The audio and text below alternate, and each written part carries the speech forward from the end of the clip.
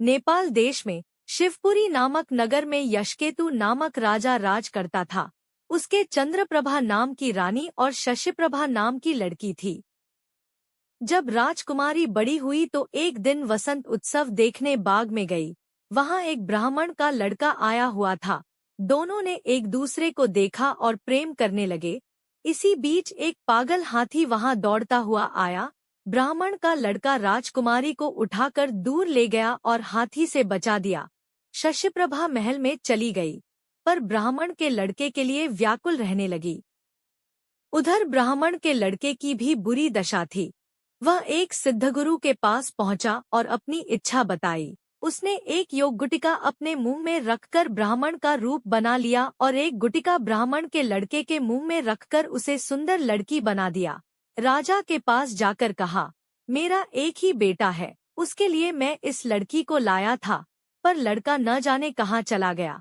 आप इसे यहाँ रख ले, मैं लड़के को ढूंढने जाता हूँ, मिल जाने पर इसे ले जाऊंगा। सिद्धगुरु चला गया और लड़की के भेष में ब्राह्मण का लड़का राजकुमार के पास रहने लगा। धीरे धीरे दोनों में बड़ा प्रेम हो गया। एक दिन राजकुमारी ने कहा, मेरा दिल बड़ा दुखी रहता है। एक ब्राह्मण के लड़के ने पागल हाथी से मरे प्राण बचाए थे, मेरा मन उसी में रमा है। इतना सुनकर उसने गुटिका मुंह से निकाल ली और ब्राह्मण कुमार बन गया। राजकुमारी उसे देखकर बहुत प्रसन्न हुई। तब से वह रात को रोज गुटिका निकालकर लड़का बन जाता, दिन में लड़की बना रहता। दोनों ने चुपचाप विवाह कर लिया। कुछ दिन बाद राजा के साले की कन्या मृगांक दत्ता का विवाह दीवान के बेटे के साथ होना तय हुआ। राजकुमारी अपने कन्या रूपधार ब्राह्मण कुमार के साथ वहां गई। संयोग से दीवान का पुत्र उस बनावटी कन्या पर रीझ गया। विवाह होने पर वह मृगांक दत्ता को घर तो ले गया, लेकिन उसका हृदय उस कन्या के लिए व्याकुल रहने लगा। उसकी यह दशा देखकर दीवान बहुत हैरान हुआ। उसने राजा को समाचार भेजा। राजा आया। उसके सामने सवाल था कि धरोहर के रूप में रखी हुई कन्या को वह कैसे दे दे। दूसरी ओर यह मुश्किल कि न दे तो दीवान का लड़का मर जाए। बहुत सोच विचार के बाद राजा ने दोनों का विवाह कर दिया। बनावटी कन्या ने यह शर्त रखी कि चूंकि वह दूसरे के लिए लाई गई थी, इसलिए उसका यह पति 6 महीने तक यात्रा करेगा, तब वह उससे बात करेगी। दीवान के लड़के ने यह शर्त मान ली। विवाह के बाद वह उसे मृगांक दत्ता के पास छोड़ तीर्थ यात्रा चला गया। उसके जाने पर दोनों आनंद से रहने लगे। ब्राह्मण कुमार रात में आदमी बन जाता और दिन में कन्या बना रहता।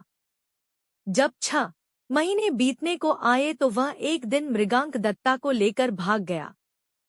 उधर सिद्धगुरु एक दिन अपने मित्र शशि को युवा पुत्र बनाकर राजा के पास लाया और उस कन्या को मांगा।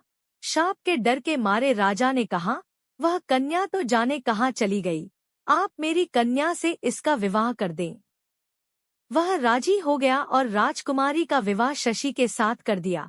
घर आने पर ब्राह्मण कुमार ने कहा, यह राजकुमारी मेरी स्त्री है, मैंने इससे गंधर्वरीति से विवाह किया है।